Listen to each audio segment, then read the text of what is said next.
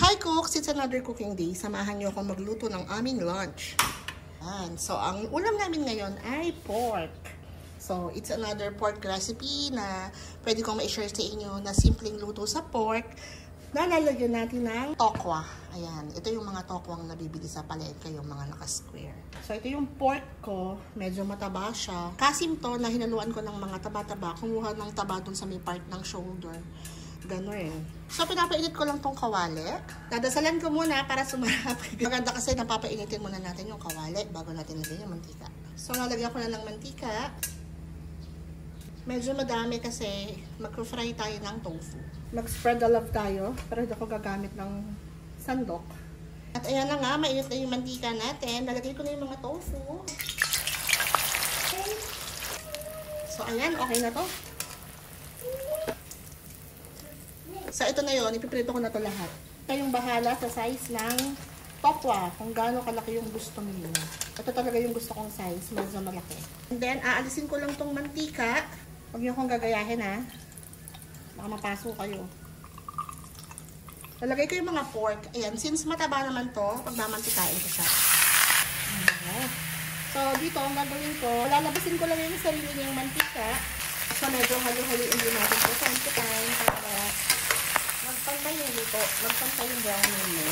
Mas maganda kasi yung binabrown yung karne para mas lumalabas yung linamnam ng karne. So, ayan, okay na to. Babawasan ko lang ng mantika dahil sobrang dami naman pag lahat ito pinanggisa natin. Diyan, lalagay ko na yung sibuyas. So, kapag ganitong translucent na ang sibuyas, lagay ko na yung bawang. Halo ko na. So, ayan ang mga linagisa ko na siya mabuti at aromatic na yung ating mga aromatics. So, ayan, ilagay ko na yung dalawang sachet na 40 ml ng oyster sauce. Lalagay ako ng liquid seasoning. So, para mas masarap pagkalagay tayo ng pamintang durog.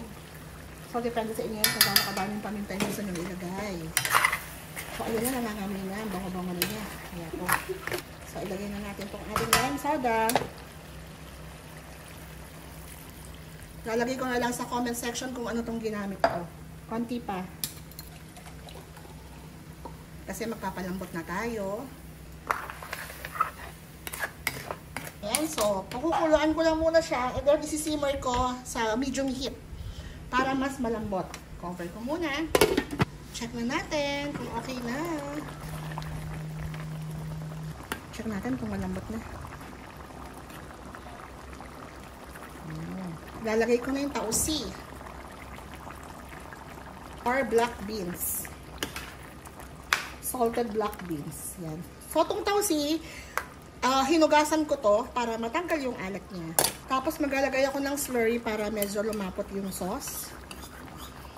1 tablespoon of 1 tablespoon of cornstarch and 2 tablespoons of water.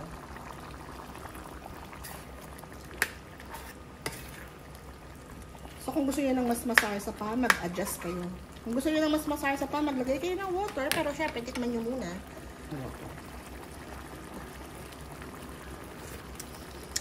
Sarap. Sa mga gusto ng sweet, pwede kayo mag-add ng sugar, pero dahil naglagay na tayo ng lime soda kanina, matamis na yon, so okay na to. Takpan ko ulit. Siguro mga 2 minutes lang, pwede na. Okay na. Lagay ko na yung mga tofu.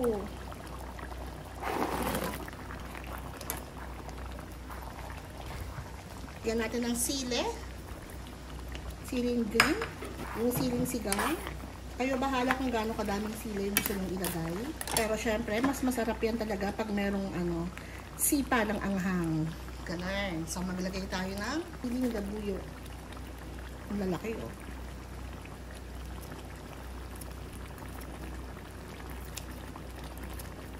So, okay na to. Baka maanghangan si Tito. Hindi makakain. Sarap pa naman. So, ito na yung mga meal. Ito na yung lunch namin. Sana po ay nagustuhan nyo itong video share ko sa inyo today. This is another version of tokwat baboy. Pwede kayong malagay ng kahit anong pampaandar na gusto nyo. Pwede nyo lagyan ng kinchay or pwede rin spring onion. Tokwat baboy.